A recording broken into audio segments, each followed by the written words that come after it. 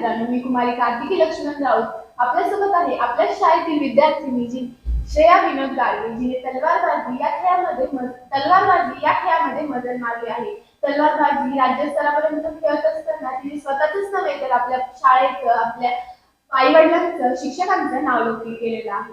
तिचा हा प्रवास कसा होता, तिला या खेळासाठी कोणाचं मार्गदर्शन लाभलं, हे आपण आजच्या या खास मुलाखतीतून जाणून घेणार आहोत. नमस्कार श्रेया. नमस्कार. बरं, हा खेळ खेळत असताना तुला काही अडचणी आल्या का? अडचणी तर आल्या होत्या, पण एवढं काही जास्त नाही वाटलं, कारण माझ्यासोबत माझे शिक्षक आणि आई वडील सगळेच होते. आणि मग तुला हा खेळ, बाकी सगळे खेळ सोडून तू तलवारबाजी या खेळाचीच निवड का केलीस? मला हा खेळाची ओळख 8वी मध्ये असताना झाली. म्हणजे 8वी मध्ये जागीरदार सर हे आम्हाला क्रीडा शिक्षक होते, तर त्यांना एक सूचना आली होती आदेशावरून. त्यांनी आम्हाला ती सांगितली की असे 2-3 खेळ होते, त्यांची नावं सांगितले. मग त्यातनं तलवारबाजी म्हणजे फेन्सिंग मला हा नवीन काहीतरी खेळ वाटला. मग मी नंतर तसंच त्यात अजून ओळख केली, तर बघितलं आणि मग मला त्या खेळामध्ये अजून छान वाटायला लागलं. मग मी अजून खेळत गेले आणि त्यात अजून यश प्राप्त करत आहे आणि करत राहणार. हा खेळ म्हणजे तू राज्यस्तरापर्यंत पोहोचलीस, तर मग तुला या राज्यस्तरापर्यंत पोहोचणं काही सोपं नसणार. त्यामध्ये तुझ्या या आयुष्यात अनेक टप्पे आले असतील महत्वाचे, ते कोणते? मी 8वी मध्ये पहिल्यांदाच चालू केले गेम, त्यामुळे मग मी पहिल्यांदा खेळत असल्यामुळे माझी प्रॅक्टिस तर झाली होती, कारण तेव्हा आपल्याला जास्त काही अभ्यासाचा वगैरे लोड नसतो 8वी मध्ये जास्त. मग मी खेळाकडेच लक्ष द्यायचे, रोजचा क्लास करायचे. मग तेव्हा मी जिल्हास्तरीय खेळले. पण मग पहिला वर्ष असल्यामुळे मग मी विभागीयला केले. तेव्हा माझ्या समोर अपोनंट प्लेयर जे होतात ते थोडे टफ होतात, त्यामुळे मग मला थोडं मी हारले. आणि मग त्याच्या पुढच्या वर्षी म्हणजे 9वी मध्ये आता मी खेळले, जिल्हा जिंकले. मग काय जिल्हा जिंकले, मग विभागीय जिंकले आणि नंतर राज्यस्तरीय जिंकले. त्यावेळेस मग मला फर्स्ट ब्रोन्झ मेडल हे लागलं होतं. नंतर आता 10वी मध्ये असताना मी खेळले, जिल्हा जिंकले, नंतर विभागीय जिंकले आणि आता राज्यस्तरीय झाली 13 नोव्हेंबरला. त्यावेळेस मी गेले तेव्हा फार छान वाटलं. म्हणजे मला काहीतरी नवीन असं छान वाटत होतं की मी माझ्या माझ्याकडनं आई वडील, नातेवाईक आणि शिक्षकांचे वगैरे पण नाव होते. आणि अजून त्यात मी त्यावेळेस जेव्हा माझी मॅच होती तेव्हा आमचे लाईनअप झाले. जेव्हा आमचे पहिले 4 मॅचेस झाल्या आणि 5वी मॅच म्हणजे गोल्ड मेडलसाठी पहिले झाली, तेव्हा आम्हाला कांस्य लागलं, नंतर सिल्वर आणि मग नंतर आता गोल्ड साठी मॅच होती. त्यावेळेस जाताना मनात खूप धाकधूक होती, पण मग गेलो तेव्हा लाईनअप झाली. आम्ही शिवाजी महाराजांची मोठ्या आवाजात घोषणा दिली. नंतर मॅच चालू झाली आणि मग खेळलो. तेव्हा मग मॅच आमचा नंतर डिक्लेअर झाला, तेव्हा खूप आनंद झाला आणि तेव्हा आम्हाला गोल्ड मेडल लागलं होतं. या खेळासाठी तुला अनेक काही जणांचं मार्गदर्शन लाभलं असेल, ते मार्गदर्शन तुझ्यासाठी कसं उपयोगी ठरलं? ते मार्गदर्शन मला तर खूपच उपयोगी ठरलं. म्हणजे मला सगळ्यांचे मार्गदर्शन होते. मेनली माझे आई वडील, माझा मोठा भाऊ यांनी पण मला सपोर्ट केलं.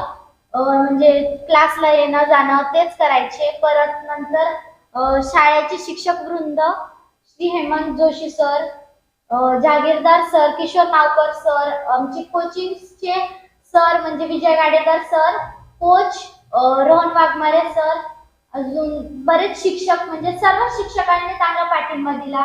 मी 10वी मध्ये ज्यावेळेस माझी विभागस्तरीय मॅच झाली त्यावेळेस माझा छान सत्कार केला. जिल्हास्तरीय असताना जिंकल्यावरती सत्कार केला. 8वी पासूनच करतात, मग त्यामुळे आपल्याला पण असं वाटतं की आपण शिक्षक आपले एवढं कौतुक करतात, तर मग आपण पण त्यांचं नाव वरती न्यावं. मग त्याच्यामुळे मला असं सगळ्यांनी खूप जास्त हे दिलं. हा खेळ खेळत असताना तुला अपयश तर आलंच असेल, असं नाहीये की अपयश येत नाही म्हणून. मग त्या अपयशातून तुला काय वाटलं की नाही यार, आता हा खेळ मला जमणार नाहीये, आता हा मी खेळ खेळणार नाही, आता मी हा खेळ सोडून देणार, असं वाटलं कधी? हो, असं तर सगळ्यांनाच होत असतं. तसं मला पण झालं 8वी मध्ये. म्हणजे 8वी मध्ये मी जेव्हा विभागस्तरीयला हरले त्यावेळेस मला खूप म्हणजे रडणंच थांबत नव्हतं. एवढं कसं तरी वाटायचं की मी का हरले असेल, मला जिंकायचं होतं. पण मग ते तसं पहिली वेळच असल्यामुळे जास्त काही कळत नव्हतं, त्यामुळे तसं झालं. आणि मग नंतर मी आता 10वी मध्ये असताना 9वी मध्ये तर 9वी मध्ये असताना पण माझं तसंच झालं. मी मॅच होती माझी राज्यस्तरीय. तर तेव्हा माझे पेपर बुडाले आणि अभ्यासाकडे पण 9वी आणि 10वी हा मेन असतो वर्ष, त्यामुळे आणि त्यामध्ये माझं थोडंफार अभ्यासाकडे दुर्लक्ष झाले. तरी पण मी केला, अभ्यास पण केला आणि माझे पेपर बुडाले होते, त्यामध्ये मला मार्क थोडेसे कमी आले.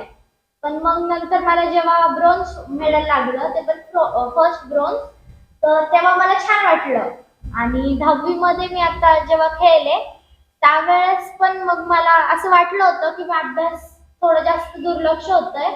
पण मग तरी मला गोल्ड मेडल लागलं. तेव्हा सगळ्या शिक्षकांनी चांगलं शाबासकी दिली. परत सगळे म्हटले की तुझा अभ्यासकडे अजून लक्ष दे आणि तो चांगला आहे अभ्यास, पण मग अजून याच्याकडे पण लक्ष दे, म्हणजे तू दोन्हीकडे बॅलन्स राहशील असं.